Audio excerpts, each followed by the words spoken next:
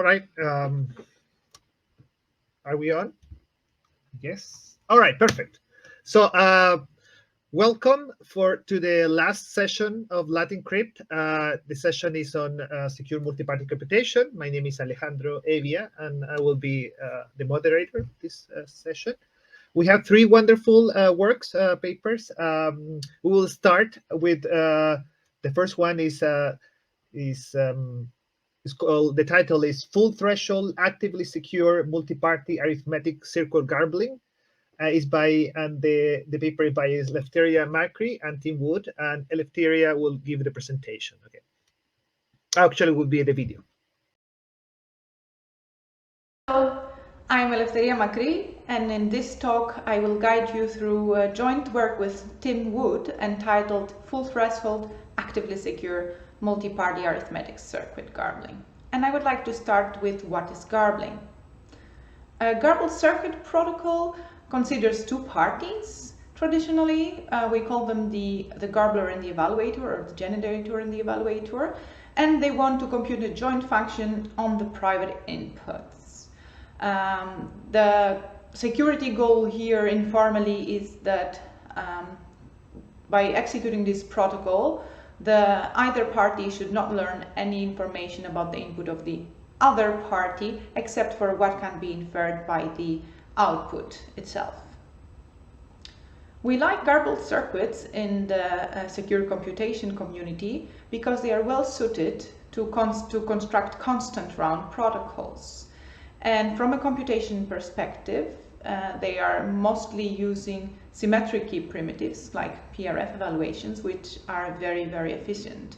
The challenge here lies in the communication complexity. So we have constant rounds, but the actual communication complexity is generally quite high. So let's see a little bit about the history of garbling. Garbling was invented by Yao in 1986, and the first optimization appeared by Beaver et al. In 1990 with a point and permute optimization, and where they also showed how we can do multi-party garbling.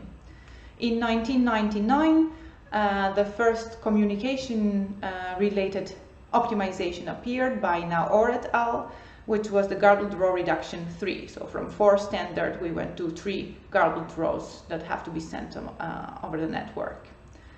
Kolesnikov and Schneider in 2008 proposed a free XOR technique, and in 2009 we have another garbled row reduction from 3 to 2 rows from this work by Pincus and others in 2009.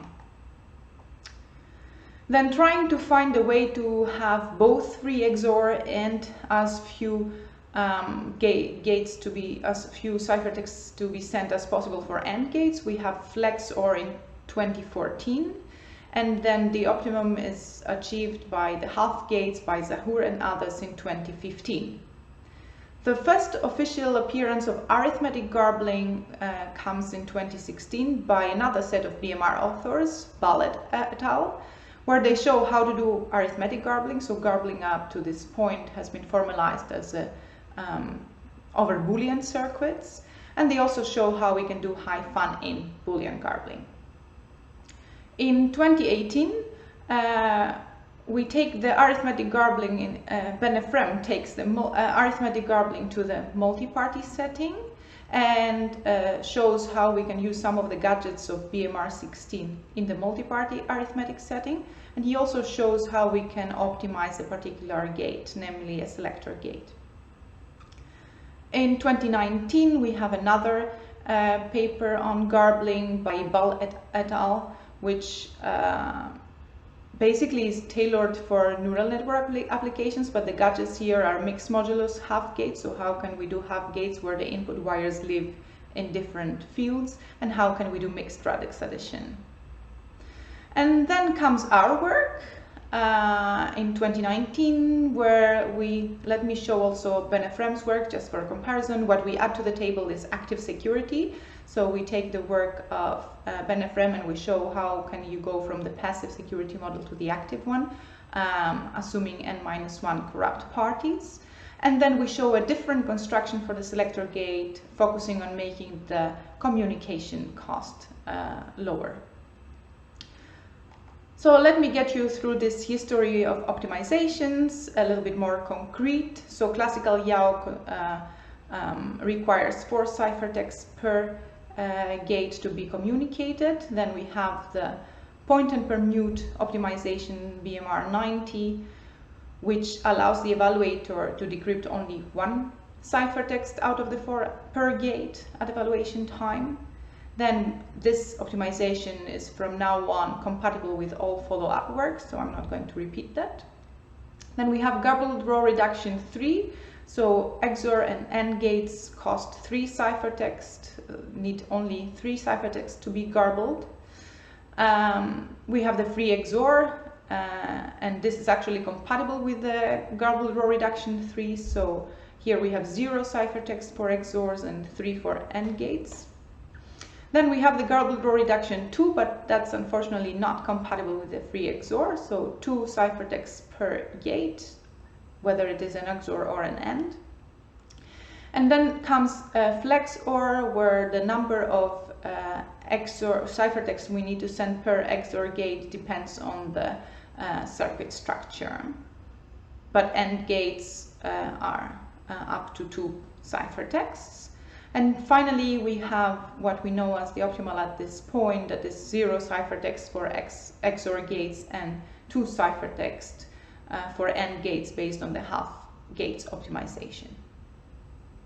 So up to here, these are optimizations regarding Boolean garbling, and I will show the optimizations for arithmetic garbling later on today, when we can also compare with our work.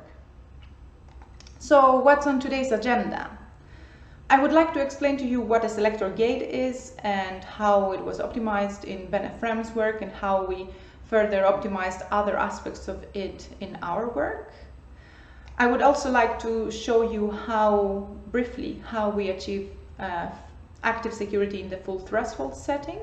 But before all that, I will introduce the half gate multiplication so that the selector gate constructions make a little bit more sense, also because parts of it are inspired by the half gate optimization. So how do we multiply based on half gates? The idea comes from Zahour et al. From 2015, shown first for Boolean circuits and then extended by Ben Ephraim to the arithmetic setting.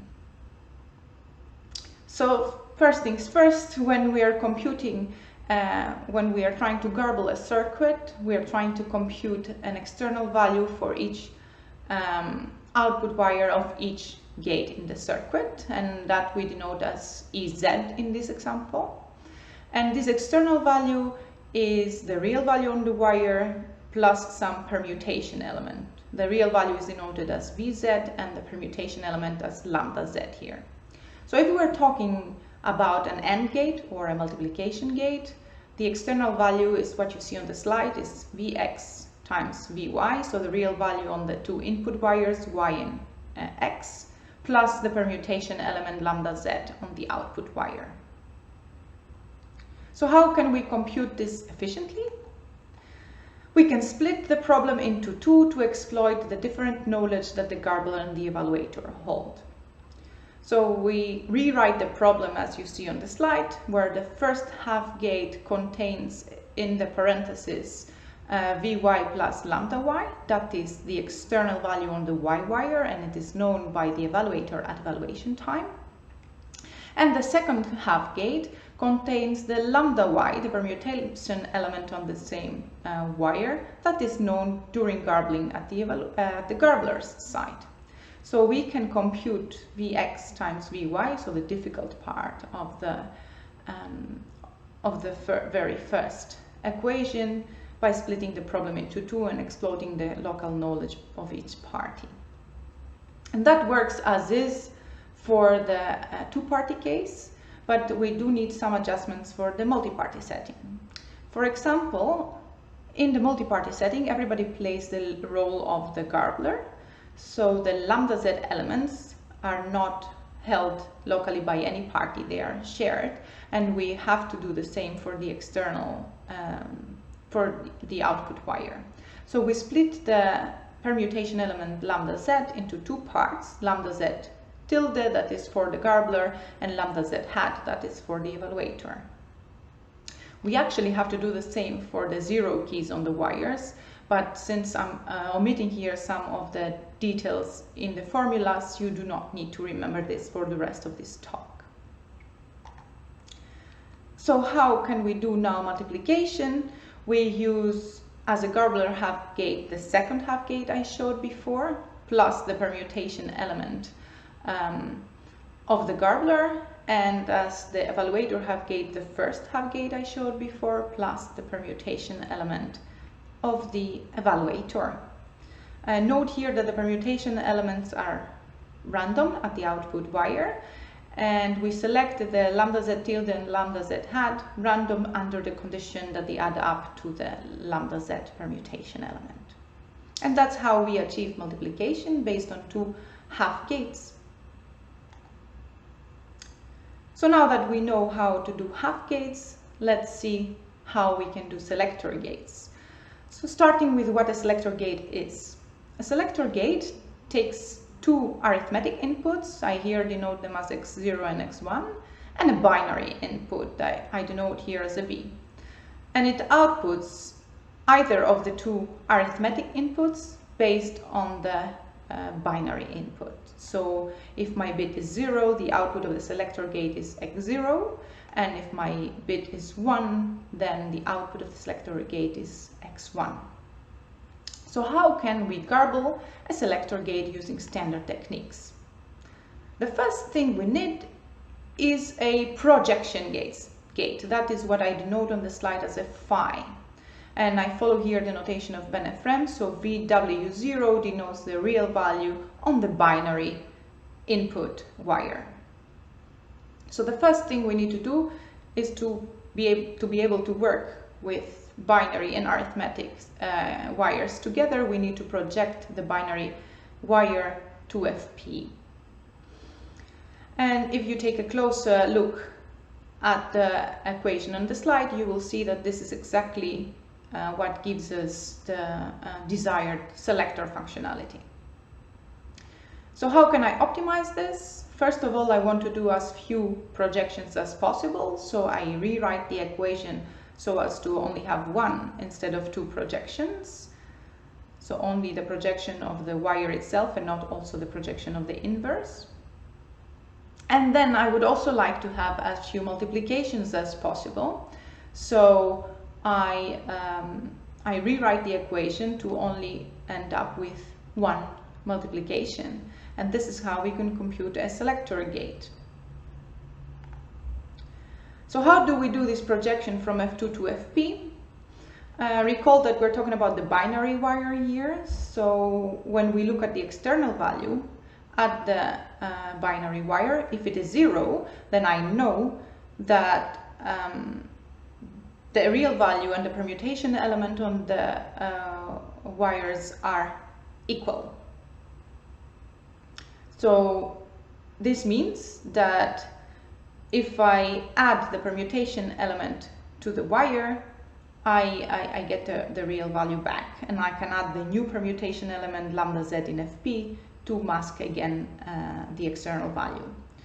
And then if we look at the second case, when I see that the output, the external value at the wire is 1, then I know that the real value is different from the permutation value. So if I just subtract the permutation, the value of the permutation element here, I get back the real value, and I can simply add the lambda z version of my wire to project it to FP. So what did Benefrem optimize? I'll write the same equation here, just omitting the projections. He first noticed that we can actually compute half selector gates instead of the full selector gate. Half selector gate is a gate that takes two inputs, one arithmetic and one binary, and it outputs either the arithmetic output if the bit is 1, or 0 if the bit is 0. So because linear operations due to the free XOR are for free, looking at the top of the slide at the equation, you see that we can compute the selector gate using a half selector gate and then freely add the real value of the Y wire to this. So, Benefrem thought we can, based on the same concept of the half gates, we can split again the problem into two. Here we call it chooser gate and a corrector gate. And based on the chooser gate, I can decide which corrector gate to decrypt at evaluation time, because again, I can see that from the external values, whether I need the plus or the minus, the permutation element. So using this optimization, we have the same cost as before. Because of the half gates, this cost is 2p plus 2 ciphertexts, 2p ciphertexts for the half gate multiplication and another 2 ciphertexts for the projection gate. And then at evaluation time, normally I would have to decrypt 3 ciphertexts. Now, because I don't need to decrypt both corrector gates, we have to decrypt just 2 in the end. So from 3 decryptions, we go to 2 based on the optimization of Benefrem. Now let me show you our selector gate. Our selector gate is based on similar intuition, but we exploit the standard property of XOR on how to express it in any field, which is the equation you see on the slide, together with the fact that intuitively the half gates communication cost is 2p, p per element that you need to multiply.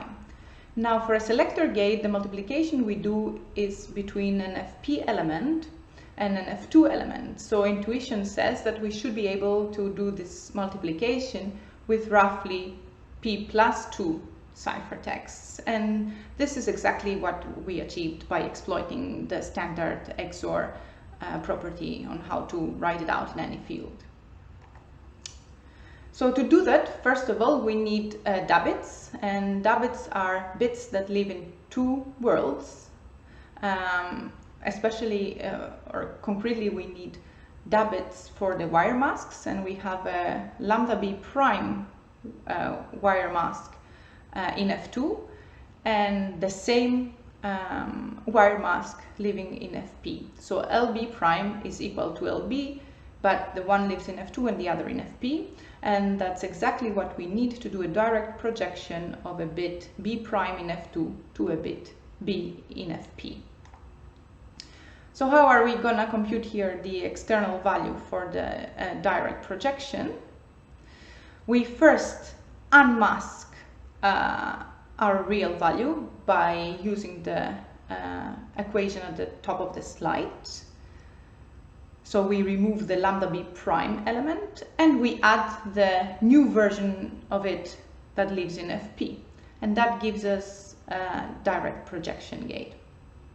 This way we need 2 ciphertexts for this external value instead of p ciphertext that we would need with a non-direct projection gate.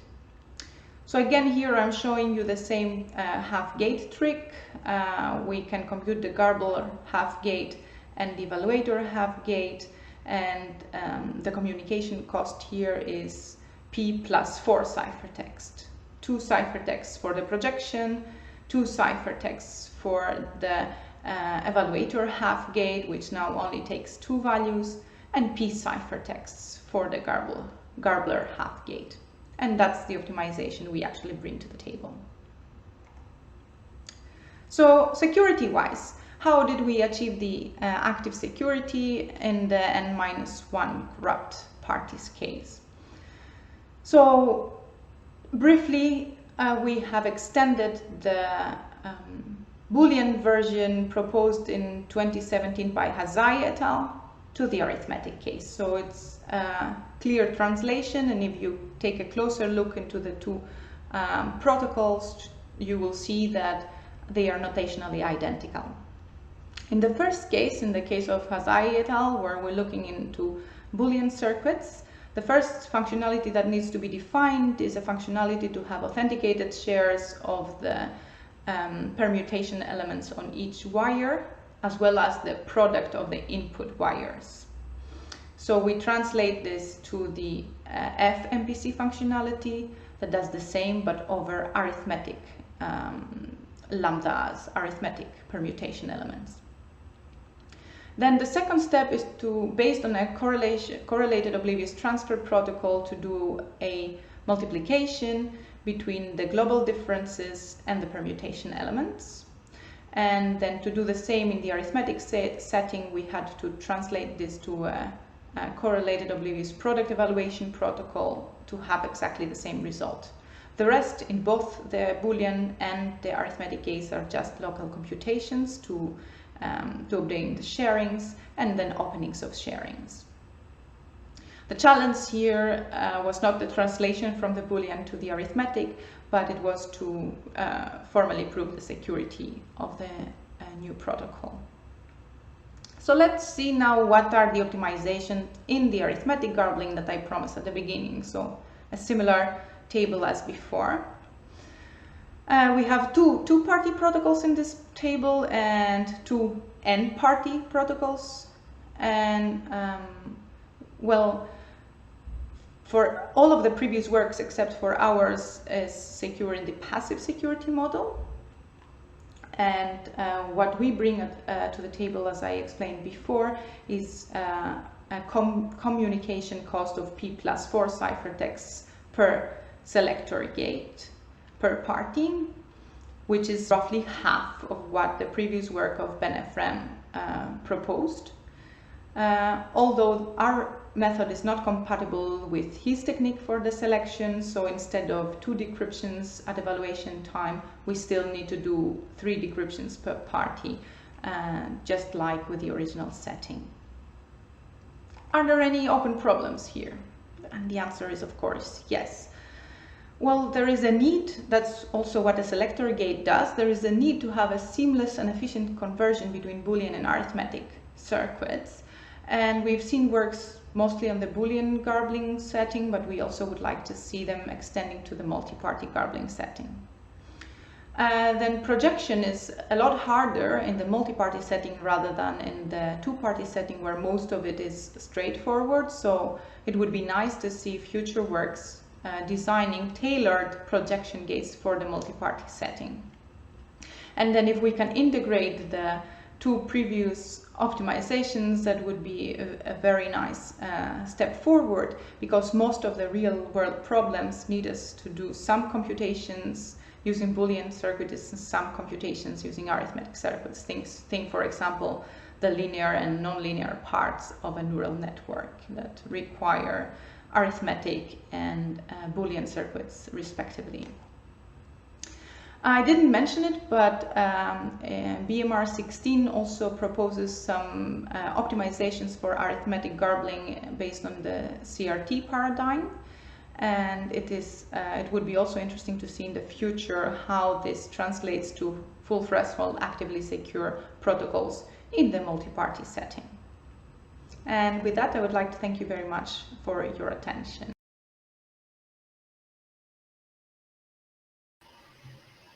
All right. Thank you for the talk, Eleftheria. I'm going to just clap for all of, in behalf of all of you. And we will move to the second presentation of this talk. The question will be at the end. The second presentation, the title is The Cost of IEEE Arithmetic in Secure Computation. And the talk will be given by Shahla Atapoor.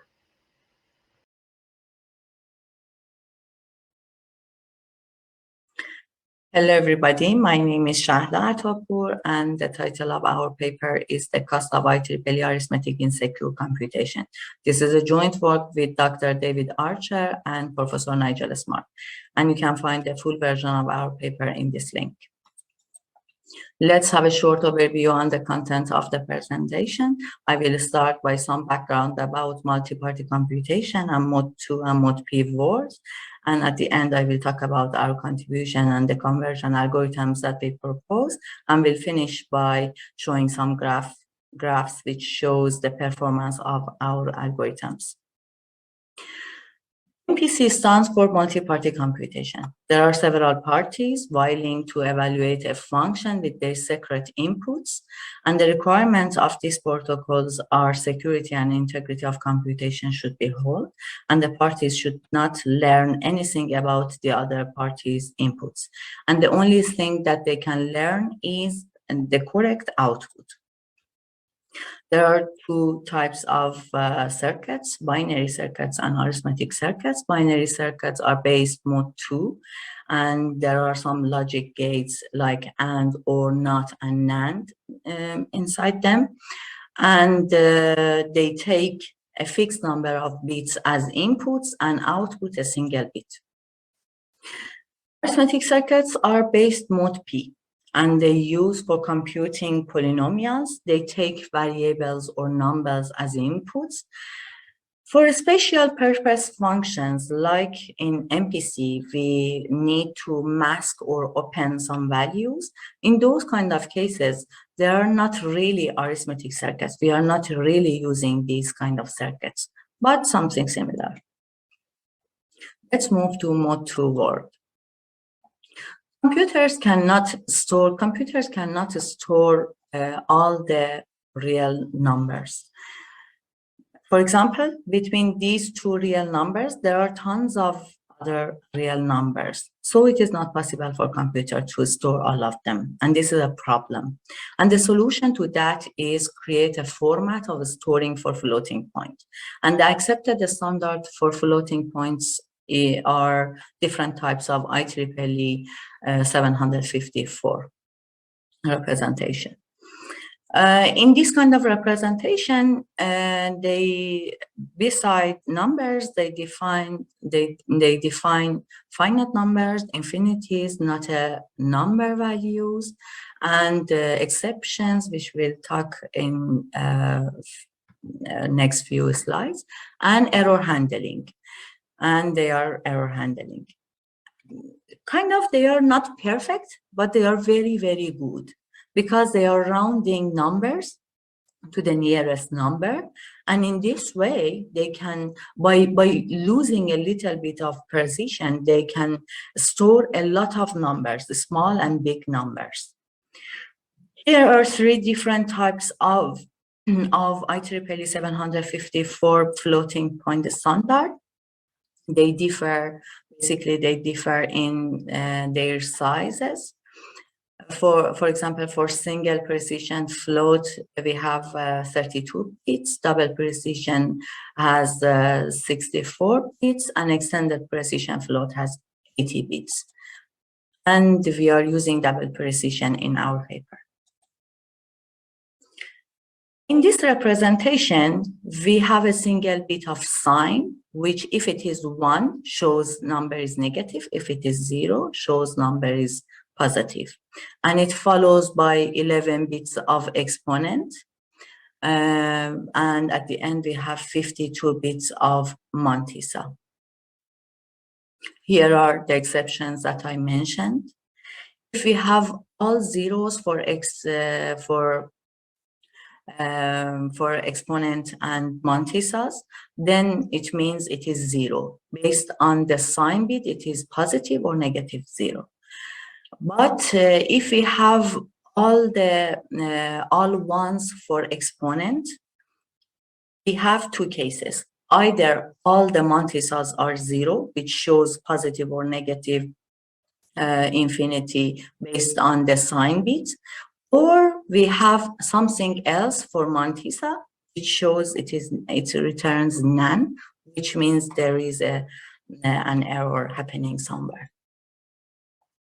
For our papers, we needed to generate a circuit, which we needed to generate a combinational circuit, which needed to optimize it with AND depth, and use a open source Berkeley software library, which using a compiler of CBMC-GC, we give a C code to this compiler and get the optimized circuit. CBC-GC compiler converts a software function written in C to circuit, which is suitable for MPC, which is MPC friendly. And it proceeds in 3 steps. In first step, it unrolls loops in the source algorithm, next converts the algorithm to a single assignment forms. Finally, it decreases the depth of AND gates, and it optimizes it. Here in this link, you can find the circuits that we generated, and I just put 2 functions of addition and multiplications here. For example, if we want to add 2 floating point to in this kind of word, in this mode 2 word, to add 2 floating points, we need something about 5,000 AND gates, 8,000 XOR gates, and 2,000 inverse gates, and the depth is 235. So we are using a huge number of logic gates just to compute a function of addition and multiplication. Okay, let's move to mod T word. In this word, we are using we are using the representation given by Ali Asghari et al. In 2013. They have the sign bit, mantissa, and exponent, same as mod 2 word, but they define 2 more flags of 0 and error. And if 0 flag is 1, which means number is 0. If 0 flag is 0, which means number is non-zero. And when error flag is 0, which means we do not have any error in our computation. But if it is non-zero, which means we have error. And here is the representation. Arithmetic is complex. Addition is really complex. For example, to add these 2 numbers written in the representation of Ali Asghari et al., proposed by Ali Asghari et al., we can see that base are the same, but still to add these 2 numbers, we need to shift the second number, get the same exponents, and then we can add them together and get the final result. Here is in more detail. And note that these shiftings that I mentioned here, that we need to shift the second number and get the same exponent, this shifting needs to be done in secret, which is costly. But multiplication is simpler. To multiply 2 numbers in this representation, we just multiply mantissas together, and then we have the same base, and we just need to add the exponent and get the final result. Here is in more detail, explained in more detail. Here are 2 graphs for addition in mode 2 word and mode P word. Y-axis shows the time in second, and x-axis shows a number of party n, and t threshold, which is threshold. And I should mention that we are using Shamir access structure here. You can see that I explained that addition is complex in arithmetic circuits in mode P words. But still, as you remember, if you remember, in mode 2 words, I explained that to add 2 floating points together, we need lots of something about 5,000 AND gates and 8,000 XOR gates and something about 2,000 inverse gates do this addition in mode 2 words.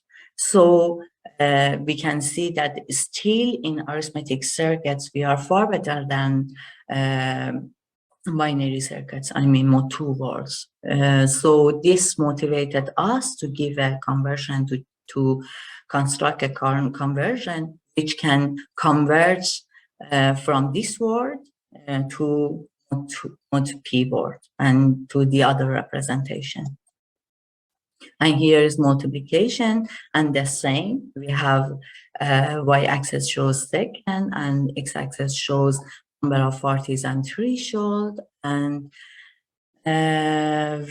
the access structure is Shamir access structure, but in the paper we have full threshold access structure as well. And here you can see that still arithmetic circuits are better than binary circuits doing a multiplication. Let's see our contribution. As I mentioned, addition and multiplications are cheap in mode P words compared to mode 2 words, but comparison and most significant with extraction and truncation are cheap in mode 2 word compared to mode P word. And IEEE error analysis is well understood in mode 2 word. I mean, errors are completely defined in mode 2 word, but in mode P word, this kind of analysis is non-standard. We are using a key idea here. Our key idea is DOBIT, which stands for double authenticated bits, and I will explain it in the next slide. We want to convert a value which is represented in mode 2 to a value which is represented in mode P. I'm not going through the algorithm in more detail, just we had lots of challenges because to converting between these two words, we needed to, as I mentioned in IEEE representation, we have sign, exponent, and mantissa. But in mode P representation, we have two more flags of Z and error, and we needed to define them here. And here you can see some converts. In each of them, we need to convert them, and we are using DOBITs. If I want to explain about DOBITs, I would say that DOBIT generates two random bits in two modes, mode 2 and mode P. We first mask our secret value with when we put a value in the bracket, which means they are secret. When we want to, first we mask our value with the random generated in the same mode, and then open it, then this V will not reveal anything about our secret input. Then by the other, using the other random which generated by DOBIT in mode P, we cancel out the effect of this R2 that we added, and we get the value in mode P. And we have another conversion algorithm to convert from mode P words to mode 2 words for another purpose, like comparisons and other things that I mentioned. Here are the performance of our algorithms. Again, I put the graphs of Shamir access structure, and here are time in second, and here are a number of parties and threshold that we have. And you can see that this is a cost that we pay to convert from mode 2 word to mode P word. For example, for addition and multiplication, still paying this cost, still it gives us the better result than doing addition and multiplication in mode P word. So we when we want to add or multiply floating points together, we can use this compiler, and we can do our computation faster in mod-p words.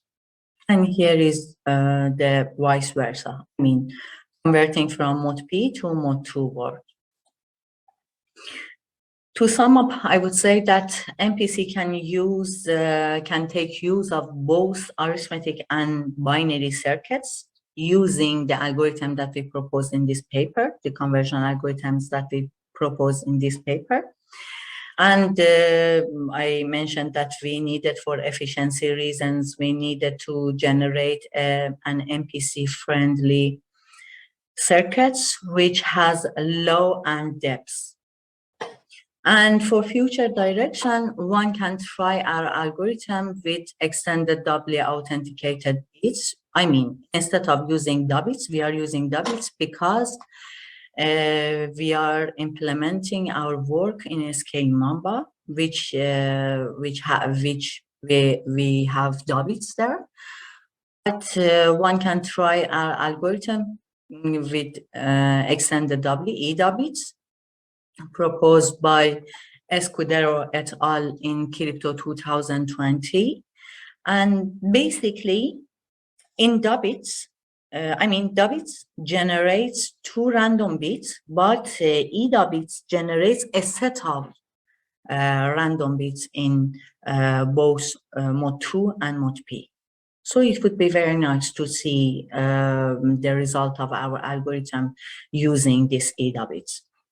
And even further, we can try our algorithm with faulty doubles given by Bohm et al. In 2021. Basically, they modified this E-doubles because these E-doubles are kind of optimized for using in MPC protocols, but these guys with using faulty doubles, which is a modified version of E-doubles, they are using these kind of faulty doubles in zero knowledge proofs. Thank you very much.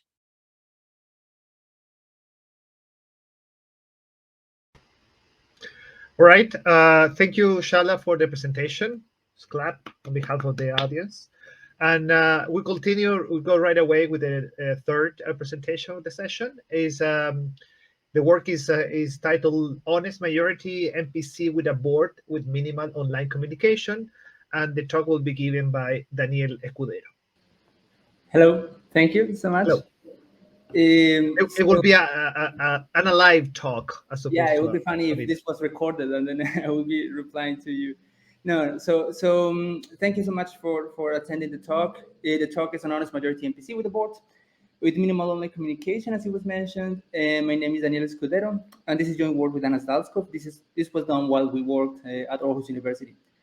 And something very important I want to say before I get started is that as a Colombian, I feel very proud of this event. I thank the organizers and everyone involved, and I'm very sad that we cannot host all of you in Colombia, but maybe for the next time. Okay, so let's start with defining what secure multi-party computation is to reinforce the definition that we had in the previous talk, basically. So imagine you have 5 parties, and they want to decide, each one of them likes a movie more than the other. So for example, here we have 3 parties who like The Godfather more. Sorry, 2 parties who like The Godfather more, and the other 3 parties like Titanic more. And they want to decide like which movie they should watch according to their preferences.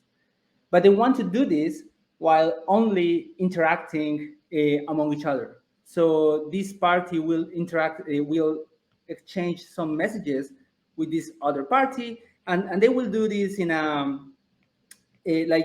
in a fashion in which they communicate to each other, and hopefully at the end of this interaction, without involving any third party or anything, at the end of this interaction, they will be able to determine the output. In this case, the output is Titanic. They will end up watching the Titanic. Some of them will like it and some others won't.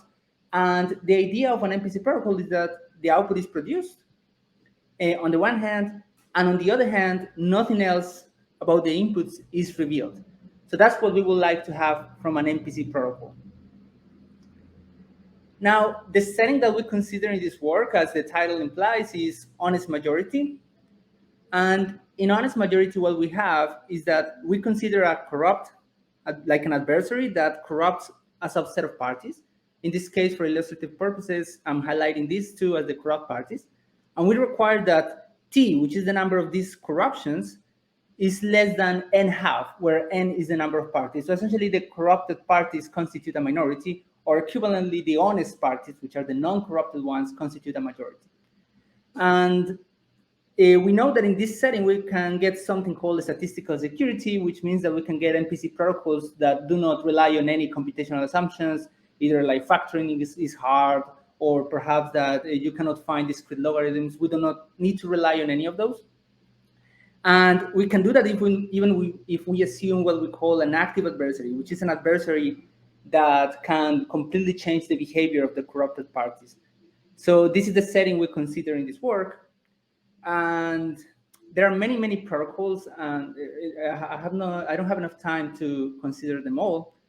But one of those protocols that is particularly interesting is, I would say, basically one of the first in using this type of, in considering this type of settings. So we have the so-called VGW protocol. You can see here is completeness theorems for non-cryptographic fault-tolerant distributed computation. And in this protocol, we have different feasibility results. And the most important thing is that it says that it's possible. And the second thing is that it's based on something called Shamir secret sharing, which many of you may be already familiar with. Unfortunately, it's not the most efficient construction. It's not very bad either, but it's not the most efficient one, which is understandable. It would be surprising if it was the most efficient one, taking into account that it happened almost 30 years ago, basically. So many other works happened after that one, but a very important one came in 2007, crypto. Scalable and unconditionally secure multi-party computation by Ivan DownGuard and Jesper Busnelsen. And in this work, basically they get good concrete efficiency. So the protocol does not only show that it's possible, we knew it was possible for a while, but it actually shows that you can get very good concrete parameters. And it has a very simple design, and it's based on Shamir secret sharing again. And after this, many other works have taken place. I won't go into detail into this because they are not relevant for the talk, but it's good to know that this is a fruitful line of research that as of today, you can see that Crypto 21 this year, we even saw more protocols in this direction. So it's a very active area of research. And the general tool that all these protocols use, they, like literally all of them, make use of something called linear secret sharing. And an example of a linear secret sharing scheme is Shamir secret sharing, which again, you may be familiar with. But there are many other linear secret sharing schemes. We have replicated secret sharing, we have additive secret sharing, and in fact, you can get any linear secret sharing scheme from a given linear error correcting code with certain properties on the distance and the dual distance. So you have a huge family of linear secret sharing schemes to choose from. And in a nutshell, what such a scheme is like a method to take a secret, S in this case, and distribute it into pieces. And I'm calling them here S1, S2, up to Sn. So this is the sharing procedure, and it satisfies two main properties.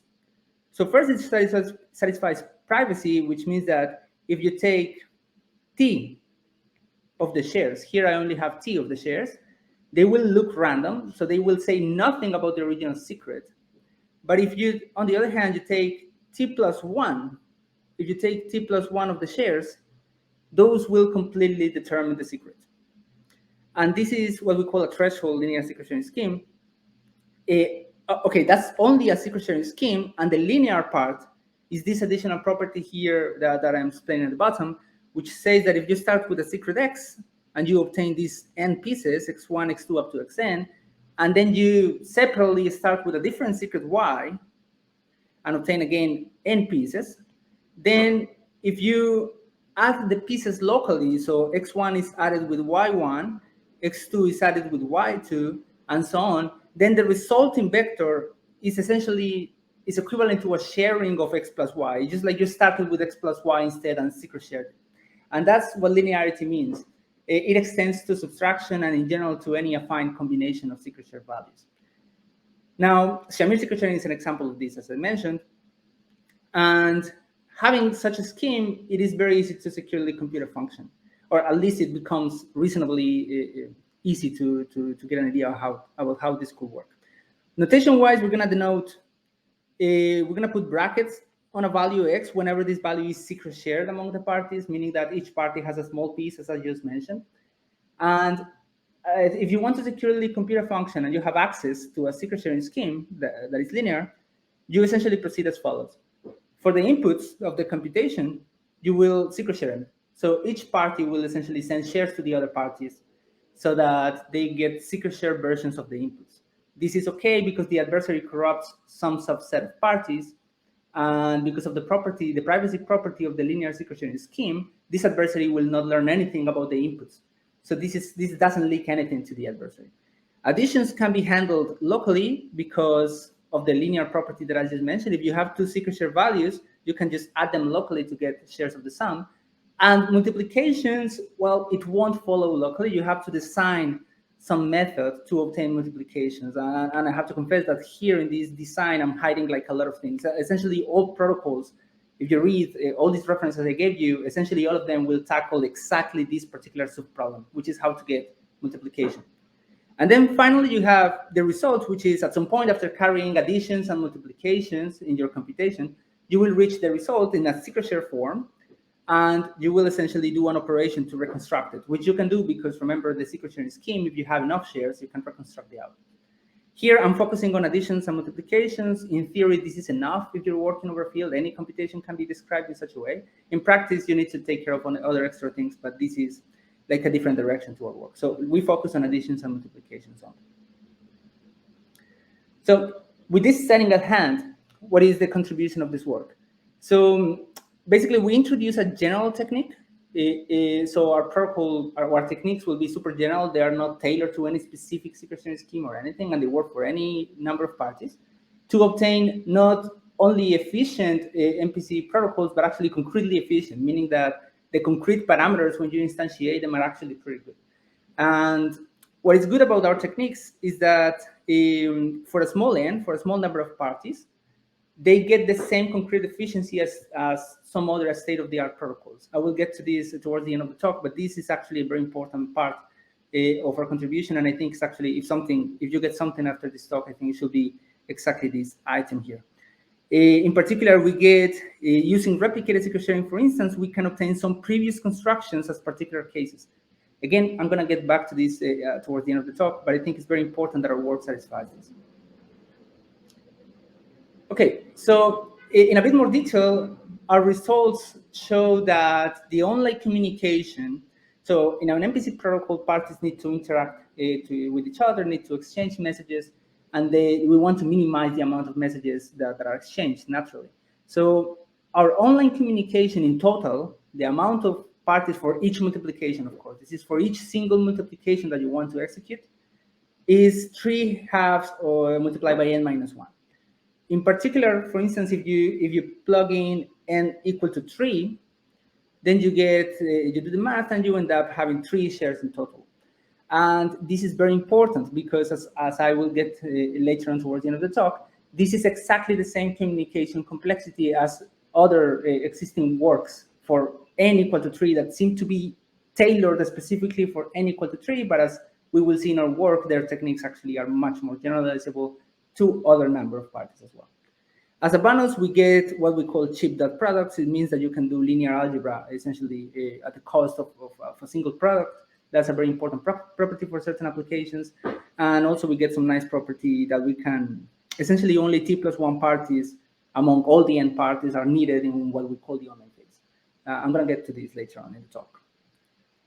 As a warning or as a caveat is that we use something that is called function-dependent preprocessing. So in MPC, it's very common to divide the computation into a preprocessing phase and an online phase. And in the preprocessing phase, essentially is when you can do a lot of computation that hopefully is independent of the inputs, like something that the parties can do overnight. I still don't know what is my favorite movie, but I have time to compute something that does not depend on my input. And then next day, when we actually want to decide the movie, we already have all this pre-computed material to actually carry out the computation we wanted to to execute. So normally, the preprocessing is independent of the function. That's a very nice property. Like in secret sharing based MPC, the preprocessing is you only need to know some properties about the size of the function, but nothing about the structure. But in our work, you actually need to know the structure of the function. This may or may not be a drawback, depending on the setting.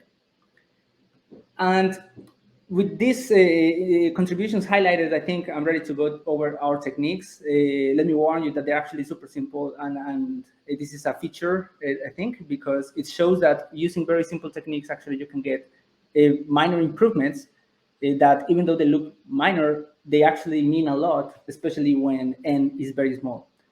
Again, I'm going to discuss this towards the end. So to show you how our protocols work, let us recap what Beaver-based multiplication is, or multiplication based on multiplication triples. So let me guide you here on this slide. So remember, what we want to do in MPC based on secret sharing is solving the problem of, given a secret share value x and the secret share value y, how to get shares of the product. If you solve this problem, then you get MPC. That's what we saw in some early slides where I showed you that you could get MPC, basically assuming this. So to do this, the technique proposed by Beaver goes something like this. Assume that the parties have a triple that is a triple of share values. So there are three values: lambda x, lambda y, and lambda z. And lambda x and lambda y are just random. Nothing special about them, just random values. And lambda z is the product of x and y.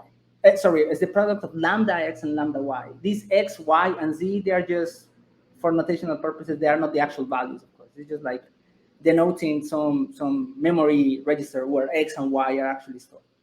And these are independent of x and y. So the parties can compute those in their free time before they actually get the actual x and y. If we have this triple, then the parties can compute a product essentially in the following way.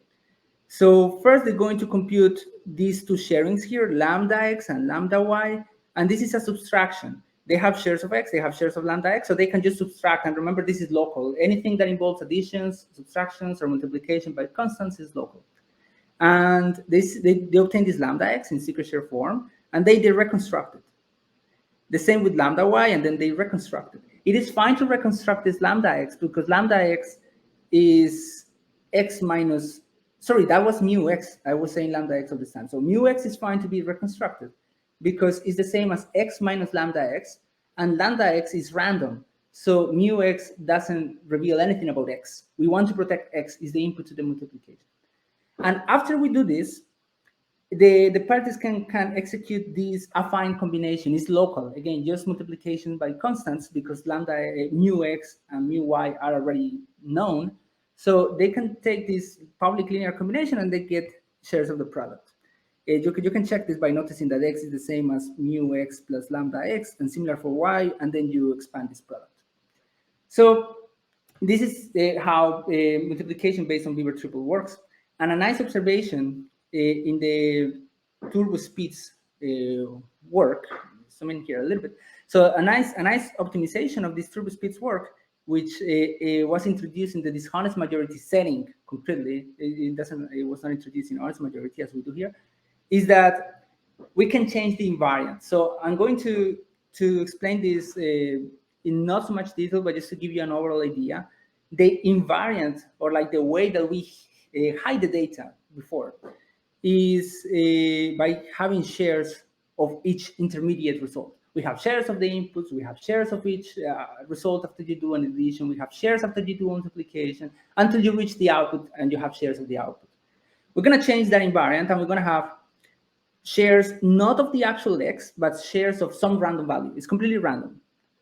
And in addition to this random value, the parties are going to have, all of them are going to know this value that we call mu of x, which is essentially a masked version of x under this mask lambda x. So this is the new representation. This is what it means to have a secret share version of a value. It still hides x because this part hides lambda x, and this part hides x because lambda x is random.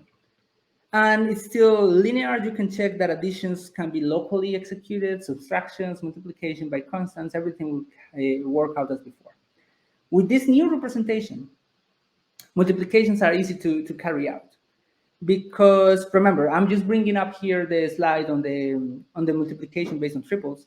And you see here, we have lambda x, lambda y, as before, and the parties already have the mu x and mu y. They already have it open. They don't need to open it because it's part of their representation. And they can take the same linear combination as before. They can do it already because they have the mu x and mu y to get x times y. But the problem is that this time we don't need x times y. We need a masked version of x times y. So to get this, they just need to, well, compute x times y minus lambda x in a secret share form, which is given by this equation. It's just subtracting lambda x here at both sides.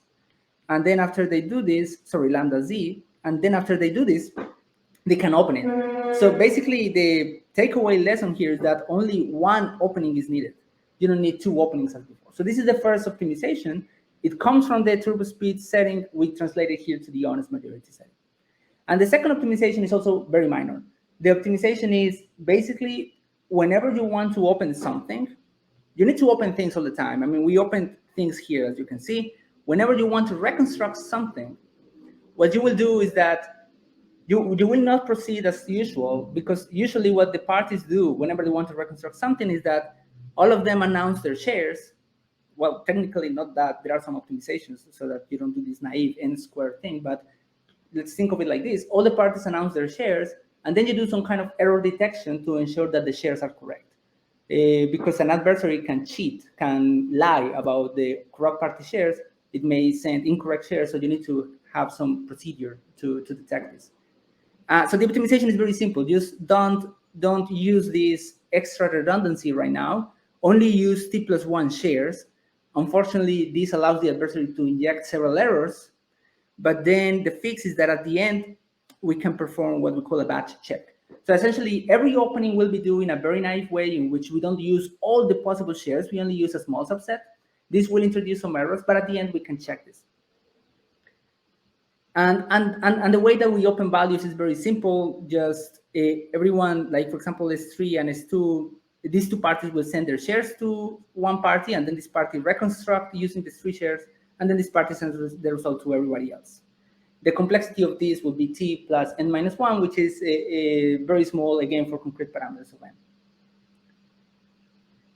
Okay, and a bonus property of a protocol is that, I encourage you to read the papers for details, but it's basically during the offline phase, you need all the parties, but during the online phase, you only need a subset because everything happens only among t+1 parties.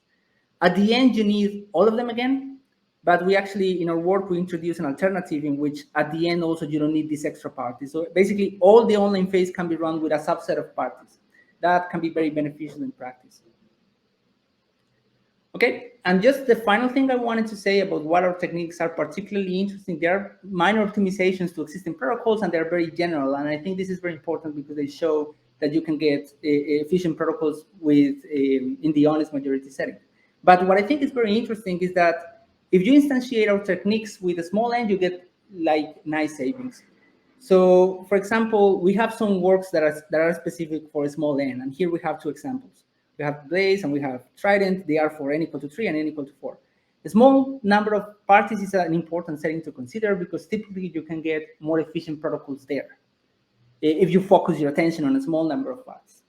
So protocols for any number of parties is good. They are based on Shamir secret sharing usually. They are simple and efficient. But if you focus on a small number of parties, then they will be more specifically tailored to this concrete setting. And sometimes it's not clear whether or not they can be generalized.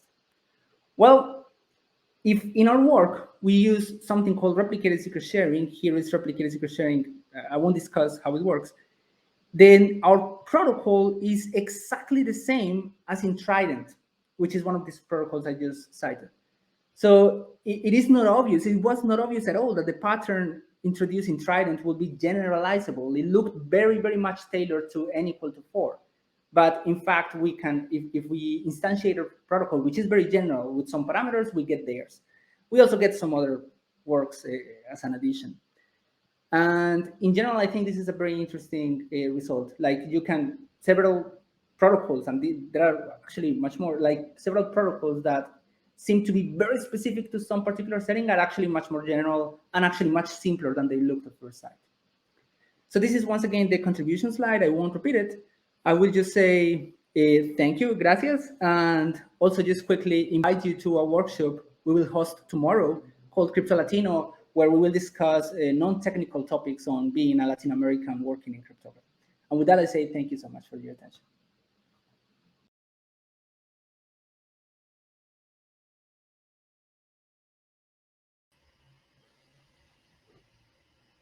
All right. Thank you, Danielle. A clap on behalf of the audience. And I think we are, nice talk. I think we're ready to convene, all of us. Okay, perfect. Great. Thank you. All right. So there's still no question yet, but I would like to add a couple of things.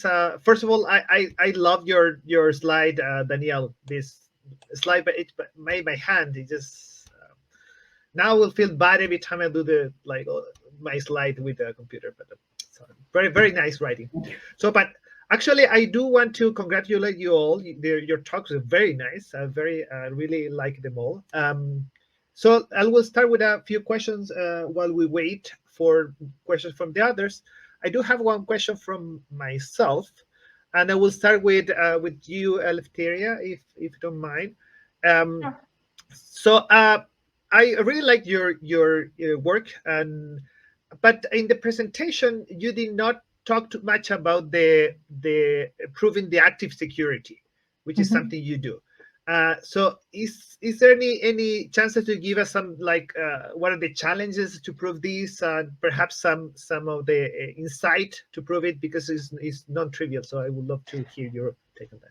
Yeah, as you said, well, if you look at the comparison slide, the notions we use are identical to the ones that apply and were proven already secure in 2017.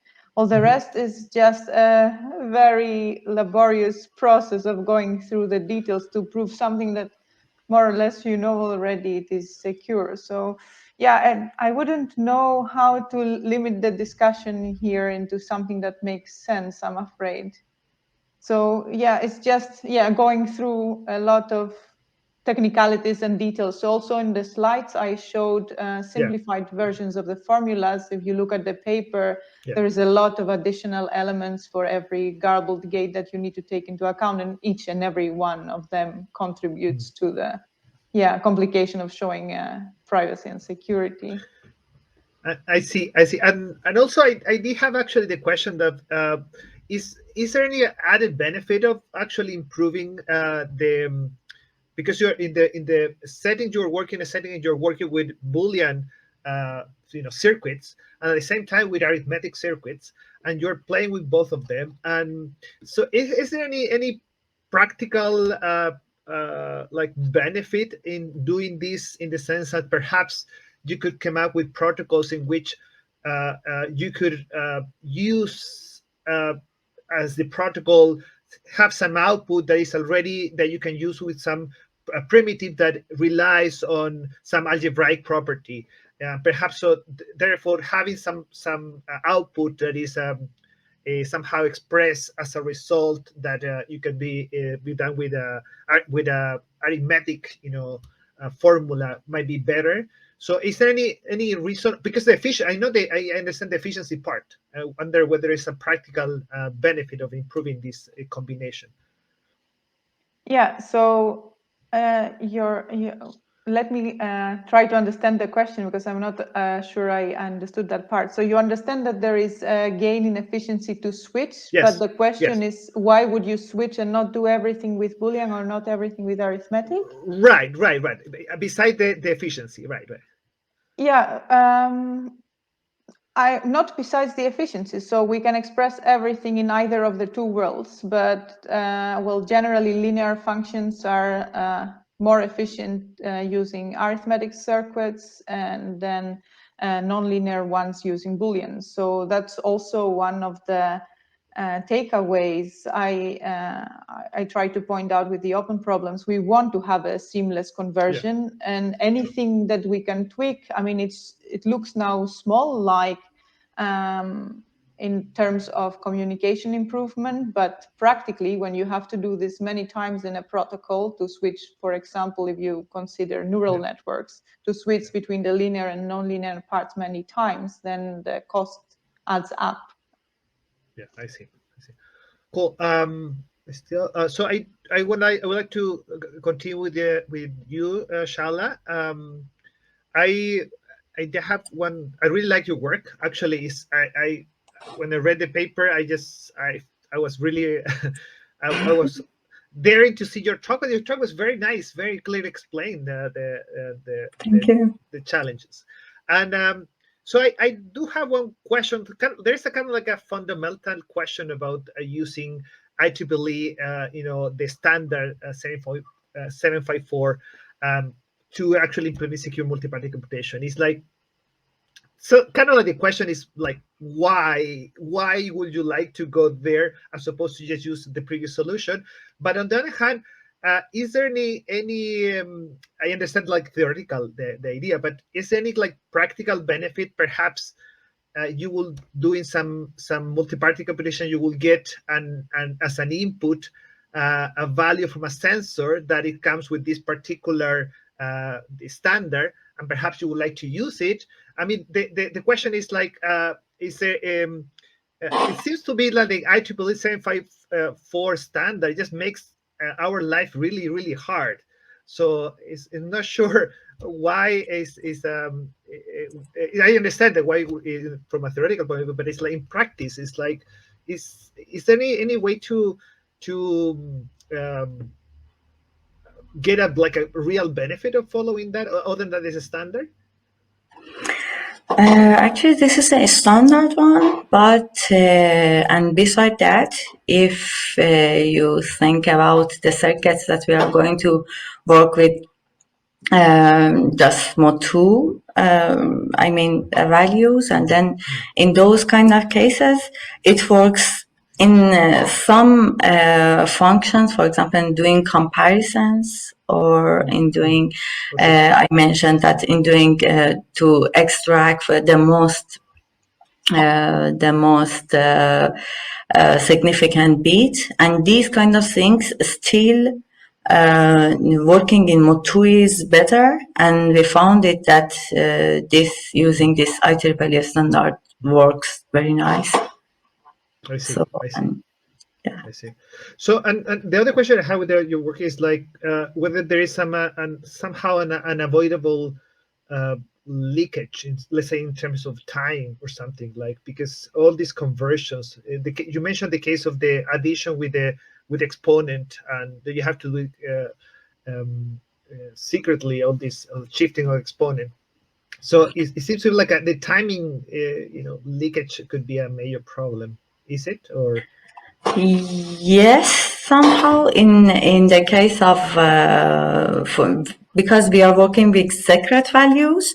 In the case of arithmetic circuits, yes. In the multiplication, in the addition, I showed you, because we have the same base in both of them, but the exponents are different, so we need to shift, and these shiftings are very costly in arithmetic. But still, they are very better than using this IEEE standard representation. And we gave this conversion algorithm because easily we can use of this conversion algorithms. We can convert from one word to the other word for different purpose and doing some different functions, and then we can get benefit of them. Yes. Okay. All right. So, okay, and I do have one question for you, Danielle, which is I really, other than the slide, I really like it. I really like the idea. One of the features that you mentioned, that part of the in the protocol, in the part of the online phase, it could be done by essentially by this T+1, players, and you can remove the other ones. But a technical question I had there is like, you need randomness, fair randomness, to be able to evaluate. When you mentioned the case when you had you compute something and perhaps you do the check, you do some checking at the end of the computation. To be able to do the checking, and you also need a good randomness. How do you come up with good randomness when you have just barely what you have to compute something good? I mean, what if you have T+1, which is the bare minimum? So how do you solve that problem? I mean, with T+1, like dishonest majority protocols, which only have potentially one honest party, still manage to get a randomness. So the easiest way is just everyone commits to a number, and then later on they open it, and then you add them up, and then the result will be like a completely fresh random value, because at least one of the added values is uniformly random. In our Right. But what if a player refuses to open, is the last one to open, or refuses to open? With that way, will induce a different distribution that yes. So in our setting, in the way that we in the setting that we consider, at the very end where we have the verification stage, we bring all the parties back in. So that's why I'm saying our first protocol is just bring everybody in for the last step. And there you may have some aborts because we focus on security with abort, but that doesn't affect the distribution of the coin, because the adversary aborts without seeing the output of the coin. So yeah, in the updated version, in which we only have a subset of parties, we use computational assumptions. So there it's actually much easier to get a coin. I see. All right. So that's what I have. We don't have key, and we have some time. So I would like to ask some questions, if that's fine. Sure. Go ahead, please. Yeah. So to Shahla, your talk was nice, and when I saw your paper in Ethan, I was also like, yeah, we needed something like this, because it's a bit unclear exactly how to jump from theory to practice when you want to do these applications that actually require this arithmetic. So I have a concrete question, which is about fixed point arithmetic. So a common approach in multi-party computation is, let's not go for floating point, but let's go for fixed point, because it's cheaper and it's much more efficient. And we expect that it hopefully does not have any effect in the computation. So coming back to what Alejandro said, Alejandro mentioned that why would you like to do a floating point? Well, maybe because your application breaks if you don't use floating point. But my question is, how do you explore this, and what are your thoughts on this? Actually, we are working with floating points because they are widely used. I mean, in most of the cases, we need to have this floating point, but with this fixed point, kind of we limit everything to have a fixed, how we can say, with floating point, even we can get the more accurate numbers, or so in most of practical cases, we really need to have accurate numbers and accurate values. So with fixed points, somehow it do works for that one as well. And yes, in fixed points they are nice, but but using floating points gives more flexibility. Working with these floating words gives more flexibility to us in most of the cases. Now in most of the practical works and cases, we see that they are trying to use these floating points.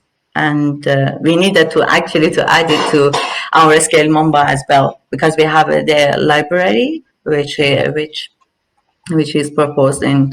We are working on it in Cosix in our group Cosix, and in that case we are mostly working on these floating points, and we are implementing everything in this SK Mamba using floating points and fixed points. And to this work, we needed to have this conversion, because we saw that paying this cost, still having both arithmetic and binary circuits are more useful, and we needed to do it for our purpose. I mean, using in scale number.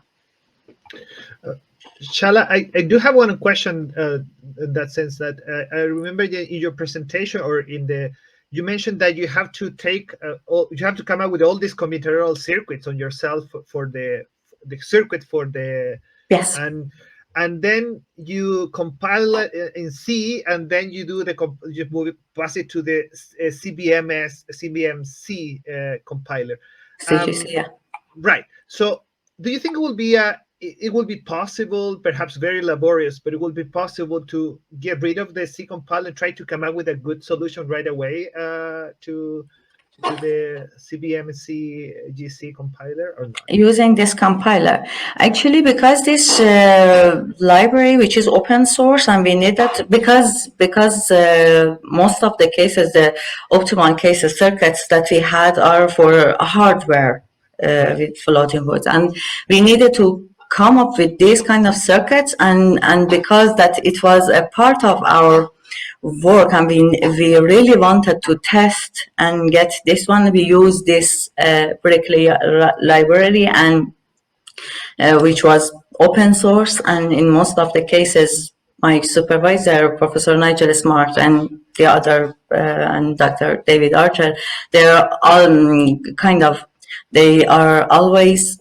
work on this library and try to have these circuits. But I think maybe it can be possible, but still we need to have the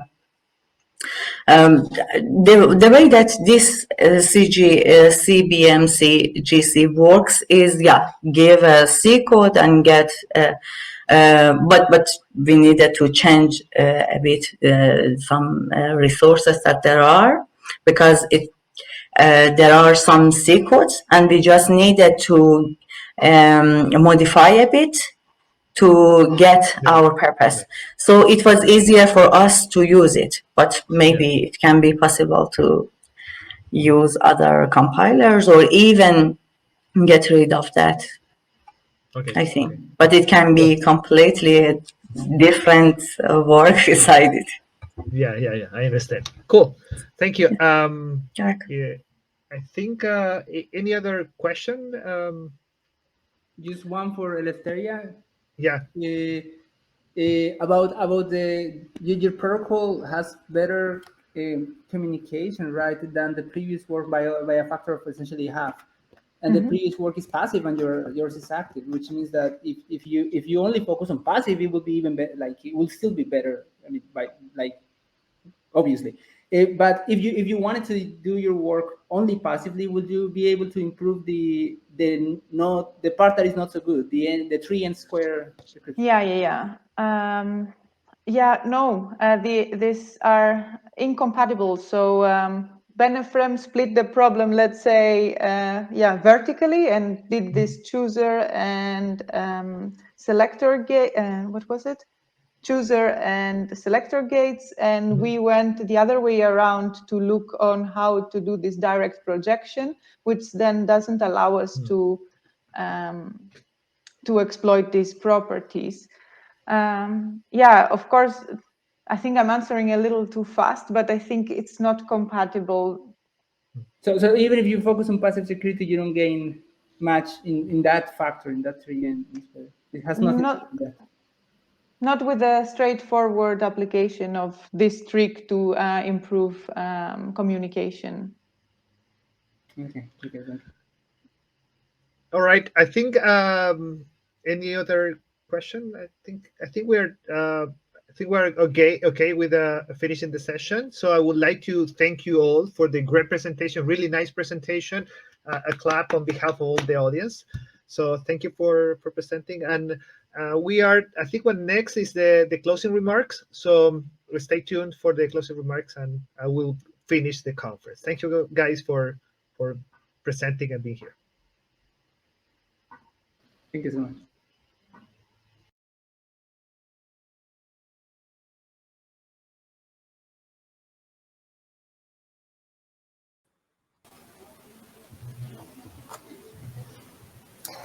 So, hello everyone. I'm on behalf of, well, no, not on behalf because they will be talking by themselves, but as a program chair of Latin Creep, I would like to thank everyone for having participated in these editions. I think that we are very satisfied of the quality of the work that was presented here. Also of the quality of our moderators. I think it's difficult to make an online conference where there is a real discussion going on. And I think our authors did a really good job, even sometimes like jumping in and discussing among themselves when there was like a bit of connections problem. So it's not me, I think. So I would like to say that I think Latin Creep, one of the goals of Latin Creep is to publish high quality work and contribute to scientific dissemination. And I think we are very satisfied on how we fulfill this goal because of the quality of the work and the submissions, not to mention our stellar keynote speakers. But another goal of Latin Creep is also is a local focus, right? To bring cryptography closer to Latin America in many senses and ways. And I think one can feel that. Personally, I have to say that I think that Latin Crypt is a special conference because you can feel that there are many people willing to contribute and willing to help because they feel this is a beautiful mission. Please check out the Crypto Latino workshop coming Saturday. And so for me, it's been really a discovery to discover that people are so motivated and are so happy to contribute this mission. And I think then it's not a surprise that we get such magnificent collaborators, both in the school as keynote speakers, because the people are happy to contribute to such a beautiful project. So with that said, I don't want to add anything else except I hope to see you next time live. And it's been thank you very much for the general chair, especially because I think she made a great job. I really like the platform. It gave us a feeling of being in Colombia, not to mention the birds and the coffee farm. For me, it was really, really fun. And thank you to the steering committee, especially Francisco, for helping us and being the senior advisor of this organizing team. So thank you, everyone, and I'm done with my contribution. Thank you, Carla. And well, I'll basically reiterate what Carla was saying. First of all, thank you to our great moderators. I think they did a wonderful job at trying to make a dynamic conference. This was a format that we tried to implement to bring more, to make the online experience more dynamic, and I think it has been a real success. I'm pretty happy with it. So thank you, especially to our moderators for the effort put there. Of course, our stellar keynote speakers, nothing to say there. Their presentations were very nice and very interesting. So thanks to Dan Bonel, Luca Di Feo, Sveta Agrawal. Thank you for the wonderful presentations. Of course, thank you to the contributions to the papers, to the authors for sending their great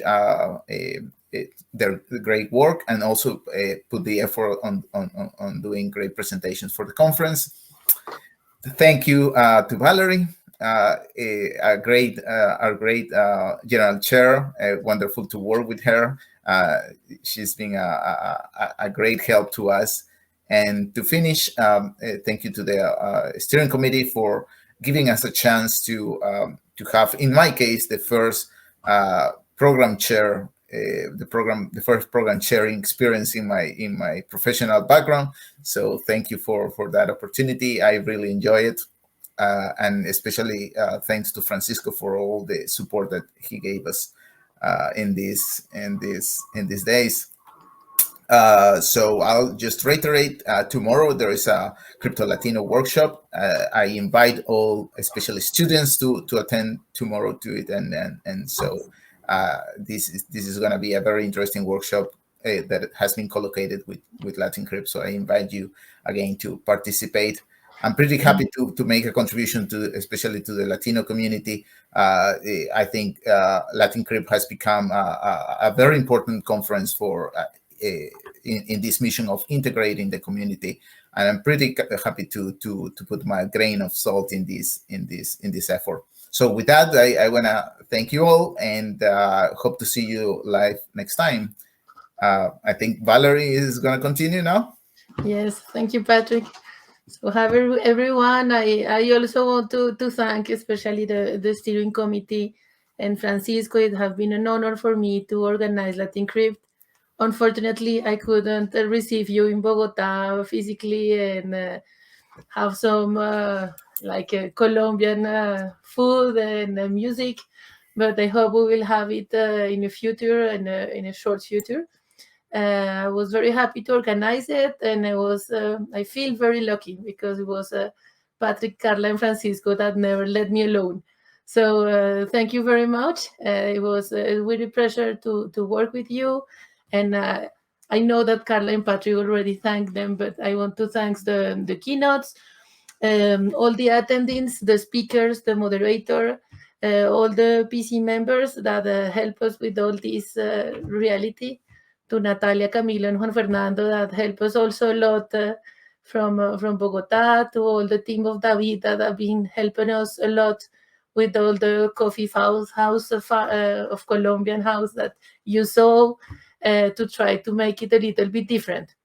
So thank you very much, and thank also to the steering committee, because I think Latin Crypt have a very special job in inspiring young Latin American like me, that sometimes the students say I'm young like this. I'm still feel young, but I think that like, for example, Daniel Escudero, who have just talked in Latin Crypt, we met in 2016, and then in 2018 they told me I find my PhD because of the summer school you organized.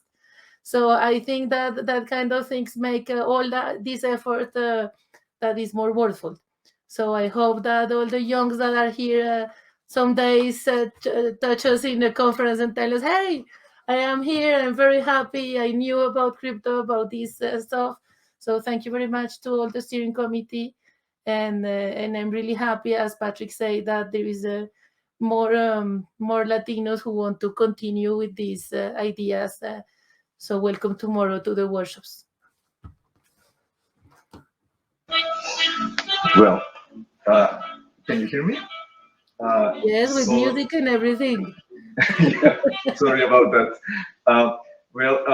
Thank you very much for organizing this conference. Thank you to our program chairs, Carla Rapols and Patrick Longa, for their great work. And thank you to our general chair, Valerie Gautier Umaña, for all her efforts to have, and her staff, David and all the others, for all this effort to bring this high quality conference to our region, Latin America, that has a extremely large potential to become even more powerful in cryptography. That it is already an important region, but it can always grow a bit more.